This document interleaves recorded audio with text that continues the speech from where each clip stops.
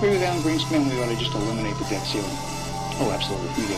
The ability of almost every working American to access more credit than they should have been able to masked the underlying fact that lower and middle class incomes were not rising. That's not a tenable strategy. Isn't now the time to eliminate it? Oh, we've been a long time ago to eliminate it. Let's put aside terrorism. Let's talk only about our own homegrown animals that are patrolling America right now. So it goes down to the simplest thing. Be prepared, be vigilant.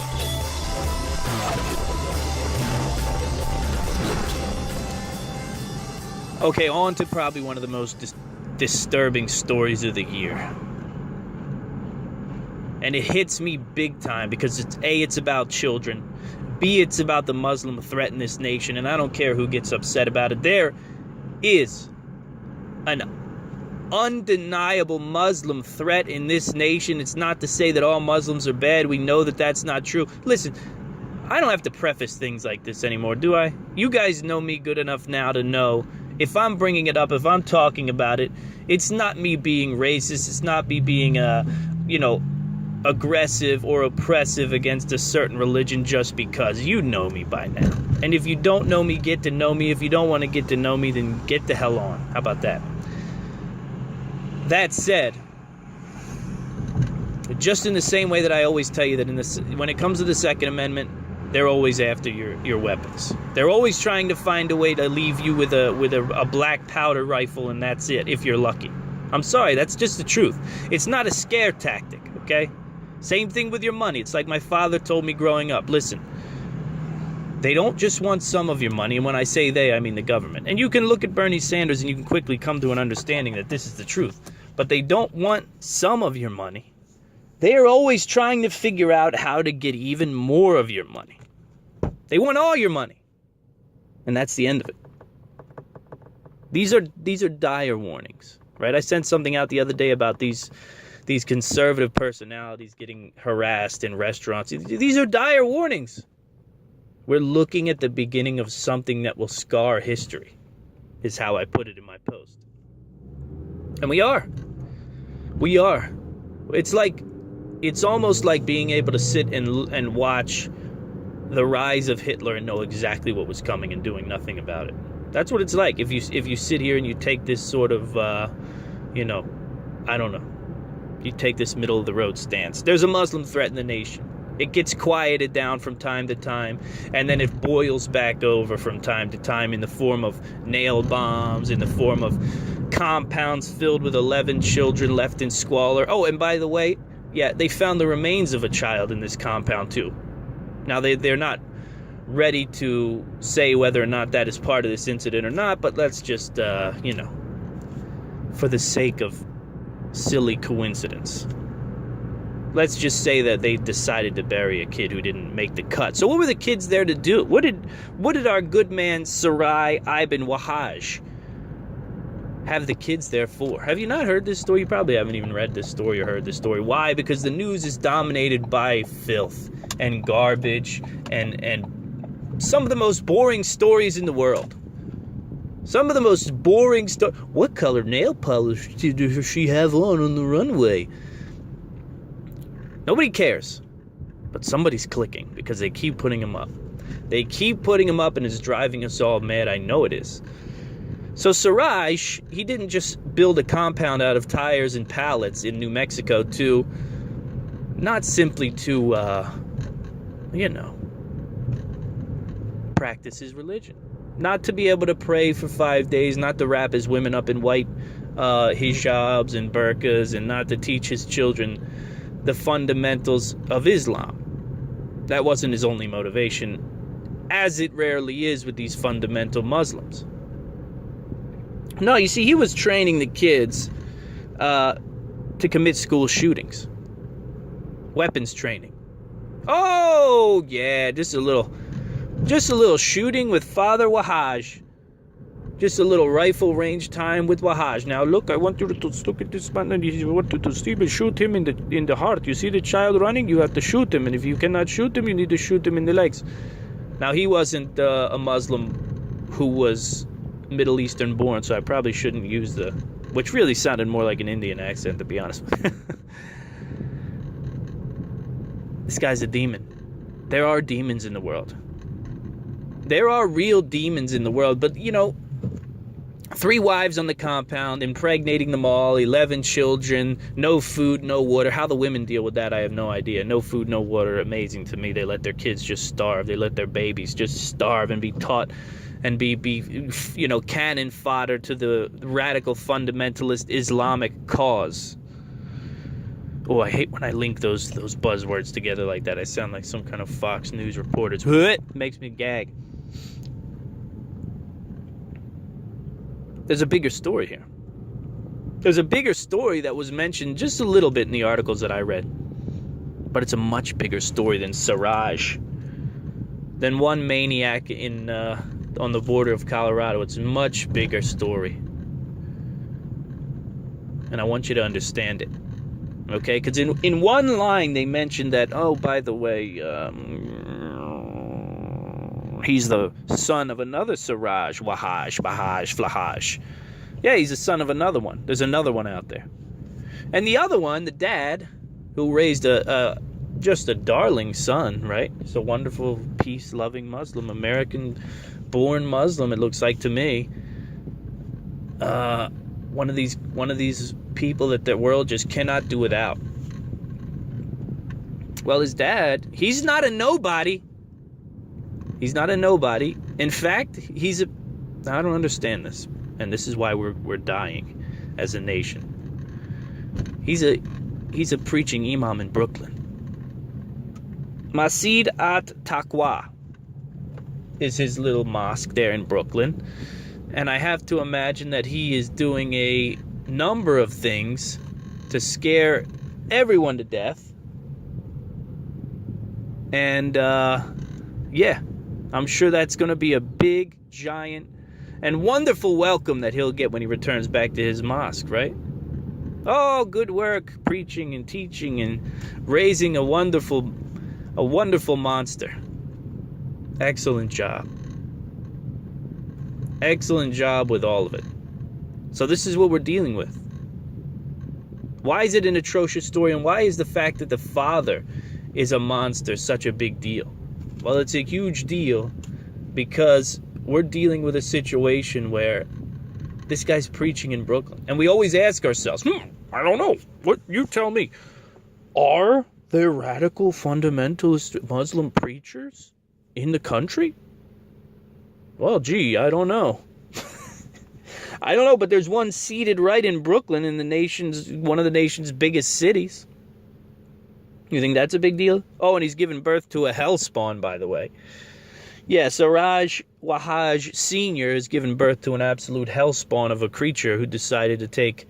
Well, first off, he ran off with a kid. He ran off with his own 3-year-old son, whom this maniac decided he wanted to exorcise his child. You see, because his child had a seizure and could no longer walk. So rather than consult science or doctors, these fundamentalist maniac Muslims, he decided, well, the devil is in him, so we need to perform an exorcism. And he ran off with the child. And that's how they wind up tracking this maniac down, I guess. Siraj ibn Wahhaj Washim and Amashahaj, 39 years old. What a gem. But the big story is not Siraj. It's his father. Why? Well, his father was a co-conspirator. He wasn't just teaching in Brooklyn to kill the gays, to kill the Jews, to kill the infidels, to take over the country, to cover the women up in costume. He wasn't just teaching all that. But I'm sure he's hard at work.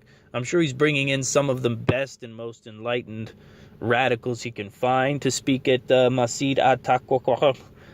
I'm sure.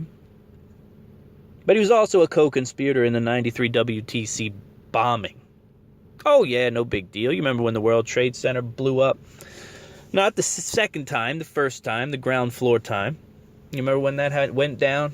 Well, when that went down, Mr. Siraj Wahhaj Sr., yeah, he was a co-conspirator. He was a co-conspirator. So how do you feel about that? How does that make you feel? about your FBI that's spending all their time up Donald Trump's ass. But they're letting people preach hatred and actually give birth to militant soldiers who are going on to commit atrocities against children. Not just random children either, their own children. What kind of a monster turns his own children? Well, there is a very simple and very clear type of monster, and it's very clear how you make this kind of monster, isn't it? And that's the question. That's the question for America going forward. How do you build the type of monster that raises a child and straps a bomb to it? Well, we can't say that it doesn't happen without the Quran. Oh, I know that's a scary thing to say. We can't say that it doesn't happen without the help of the Quran. Now, that's not me saying that Muslims are bad and we need to ban all Muslims. And I'm a bigot and I'm this and I'm that. It's stating a fact, my friends. That's all. It's just stating a very simple fact that when you see a rat monster like this guy, behind tires and behind pallets with 3 wives and 11 kids who are basically living in cells with no food and no clean water, and they're learning how to become killers, it's a radical thing. But it's an old story. It's an old story that we've seen many times. And we've seen it attached to the words of the Prophet Muhammad on several occasions, right? Dad was also involved with the blind sheikh, too. Coincidence. It's all coincidence, right? It's all coincidental. What are we supposed to do? What are the peace-loving Americans supposed to do in this nation? What are they supposed to do? What are the people who want to raise a family? The people who listen to the I Am Liberty show. What are the people who listen to the I Am Liberty show who have families, they have children, they have a life, they have a career, they've been working hard to what are they supposed to do?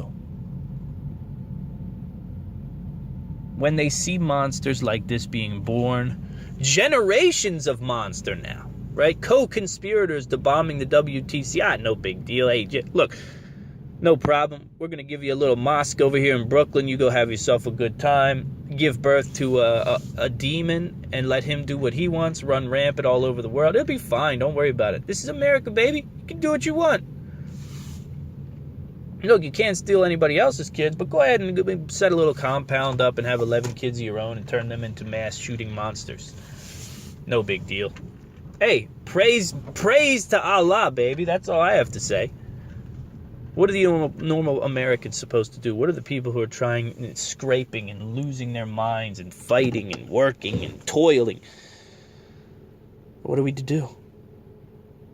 You tell me we have a DHS. Where's the DHS? You tell me we have laws in place to protect American citizens. And then there are people who have the gall to come out and tell you that we need to get rid of guns. They found Siraj. He had an AR-15. He had five 30-round magazines on him, one in the pocket. He was ready for war.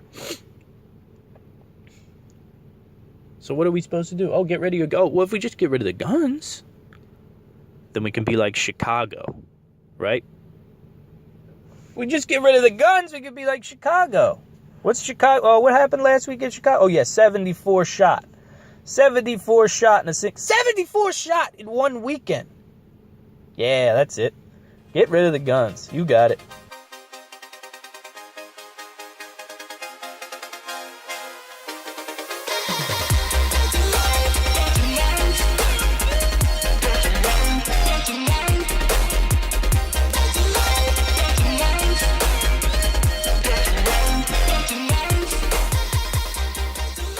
All right, let's tone it down. Let's get back to basics, all right? For those of you who are new to the show, this is the I Am Liberty show. I'm your host, James Walton. We cover many things on this show, but you have to understand where I come from. I look at a lot of news, and I spend my time in a lot of news and a lot of information each and every day of my life, and I even create some of that news as a writer. So you have to understand sort of the source. And then we'll talk about the 4 pillars of the I Am Liberty show so you understand who I am, and then now you can understand where I'm coming from. All right, there are 4 pillars to this show and to sort of the mantra of what it is that I do and what I put my effort towards. The first being strong communities.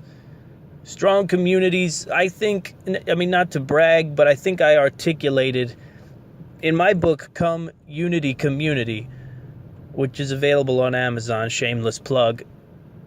You can also get it on my website, IamLibertyShow.com. But I think I articulated what so many people are feeling about the struggles in this nation, right? You hear the call to community, the call for community, the call for unity. It's stronger than ever. It's stronger than ever. And people who just are observers, who are social observers, they look around and they see, okay, listen, we need unity in this nation. We need more community. It's being divided. It's being divided up to make money off the backs of various groups. It's been that way for a long time. Many, many, many groups in this nation have been taken advantage of. They've been carved up into black and white and blue and red, and people are making money off, hand over fist money off of hatred, and off of the degradation of our civil society. So a lot of people are seeing this. I didn't dig this idea out of some treasure chest, that was well hidden. But I think the book best articulates how to get the ball rolling. I haven't seen anything that really comes close to how to get this idea of community, how to get this idea of local unity off and running, why it's so important, what are the consequences if we don't. And I did it in a way that is not necessarily completely right-wing or left-wing, right? It's an easy book to digest.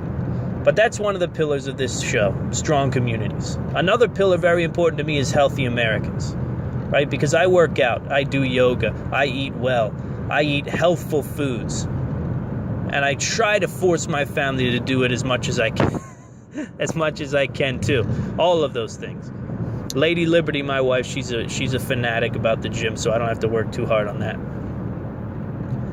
But I believe that if we're dealing in a nation of people who are overweight, overinflamed, overinflated, it just can't be good. The results can't be good, right? So you'll see that the 4 pillars of the I Am Liberty show are here to basically hold up the very best of society, and how can one podcast create a path to that and talk about those subjects on a regular basis? Okay, so again, strong communities, healthy Americans. Another pillar of the I Am Liberty show is dynamic lifestyles, and that's one that's a little tough for people to get right offhand. But dynamic lifestyles is basically the idea that you need to put yourself in new positions, put yourself in difficult positions, put yourself in uncomfortable positions on a regular basis. That's the idea there. Dynamic lifestyles, the way it works in my life, I like to go speak. I like to write books. I like to go hunting. I like to shoot a traditional bow and arrow. I like to read poetry. I like to write poetry. I like to paint. You know what I mean? I play guitar. All of these things add up to well, we can't fall into the rut of becoming a monodimensional person, right? That's what we don't want. And I think we see a lot of that. Go to work, come home, go to sleep, wake up, go to work, come home, go to sleep, wake up, make a lunch, pack a lunch, say goodbye, get a kiss, go to work, go to sleep, wake up, go to work, go to sleep, play a video game. You know what I mean? If any of these 4 pillars are out of whack, people are out of whack. And that's what we're seeing moreover than anything else. The final one, of course, is self-reliance, right? Self-sufficiency. Self-sufficiency in the sense that one overarching goal of the people that listen to the I Am Liberty show is to make a better effort at depending less and less on things that we have, the things that steal our power and our liberty away, right? And that's one of those weird and nasty things. You say that about, they're stealing our power and our liberty. It's one of those like founding father phrases that sounds goofy, and I know, but that's the best way you can describe it, right? There are things, there are industries that are stealing our freedom away, they're stealing our liberty away, and they're doing it with a bargaining chip they call convenience. right? Self-sufficiency goes way beyond just this idea that you need solar panels and farm animals, right? It's the idea that you can sustain yourself in more ways than one. You don't need the drugs, right? You don't need the medications. You can look for natural ways to heal certain issues and ailments. Self-sufficiency. Grow your own food, source water. It all goes back to prepping and self-reliance and independence, basically. So those are the four pillars. That's what the show is built on, right? The show is built on the idea that there are four things in this nation that are out of whack, right? The communities are out of whack. The people are unhealthy. People are living monotypical lifestyles, and they are also, dependent on so much. I'm dependent on government money. I'm dependent on this person to give me a job. I'm dependent on the supermarket to give me food. And if things get shaken up, it can get real bad real fast with all this dependency, right? You remember a few years back, the food stamp cards had an error. I think it was in Michigan. I'll never forget what happened to the Walmart there when that dependency. You see that dependency go crazy every once in a while. Now, what's even more crazy is that these socialists out there crying for this utopia, they're looking at creating a state that is completely and totally dependent. So what happens when something rocks us then? Something is going to rock us. You understand that, right? It's not eternal prosperity for America and all. But I like to focus on those four topics, okay? Strong communities, healthy Americans, dynamic lifestyles, and self-sufficiency. Because, number one, they're doable. They're doable. So they give you the ability to relate and to take action. And one of the things that I want to talk about is, how do I put this? Right? One of the things that we struggle with more than anything else is time. How do we ever have enough time for anything? I'm a guy sun up to sun down and almost back up again type of guy. That's my lifestyle. And I know that there are struggles out there, and there are people struggling to piece their family together, to piece their fitness together. I'm going to tell you something. I specifically want the men to listen to this, because thanks to my wife, I was sort of introduced to this idea that really worked out for me 2 nights ago. So we're always looking for ways to hang out. We don't have, and some of it is our fault, but we don't have this great structure for what to do with the children when we want to be alone and go out and have a date and that type of thing. We don't have it. We're not in that position right now. It could be age of children, I think, has a lot to do with it, that type of thing, but what I can tell you for certain is that we're not structured like one of these couples that you see that are out all the time on dates, and we have a date night once a week or whatever. That's not us right now. Okay, and more importantly than that, and that's not me moping or whining about it. We have everything to do with why it is that way. More importantly, we both recognize it, and we're looking for ways to see each other more. You see, okay, I see her every day. She comes home from work. I give her a hug, kiss, cook dinner. We eat. We stare at each other, glassy-eyed across the table while the kids are doing backflips off the bench at the kitchen table. And you say, well, I see her. But you know that that's not right? That's not how that dynamic lifestyle should work. That's not how that healthy relationship should work.